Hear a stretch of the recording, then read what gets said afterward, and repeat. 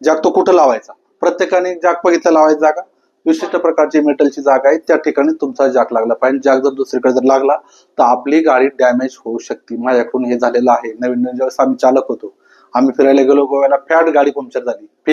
Fat सगळ्यांना माहितीये, ते आता टॅक्सी आहेत बघा मुंबईला, अशा हातात गेर असतील.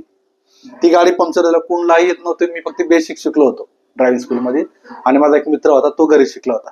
आम्ही चुकीच्या ठिकाणी जॅक लावला आणि गाडी आमची इथं जॅक लावला, जागा होती इथं, गाडी झाली इथं डॅमेज. इथं तो प्लेट होती ना, प्लेट अशी वाकली.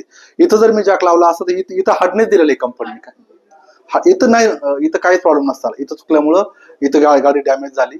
ज्यावेळेस आम्ही उतरलो तर नवी गाडीचं नुकसान झालं. म्हणून खूप महत्वाचं असतं की जॅक तुम्ही कुठं लावता. जॅक लावताना सरांनी एवढी काळजी घेतलेली असते की तुम्हाला क्लिअर गुडघ्यावरती चाव बसून दाखवलेलं असतं की तुम्ही तिथं 3 इंच जागा असते. अगदी तुमची आल्टो असू द्या, वॅगनर असू द्या, फार मोठी मर्सिडीज असू द्या, सर्व ठिकाणी जॅक लावायला एकच जागा आहे. पुढच्या चाकाच्या मागं, मागच्या चाकाच्या थोडं पुढं, त्या साईडने पोताचं, पुढच्या चाकाच्या मागं, मागच्या चाकाच्या मागं. हे कळलं सगळ्यांना. जॅक कसा चढवायचा आहे तुम्हाला, घड्याळ प्लस होतंय बरोबर, चढतोय, आणि जॅक कसा उतरवायचा, घड्याळ रिवर्स येतोय हँडटेक मध्ये बरोबर.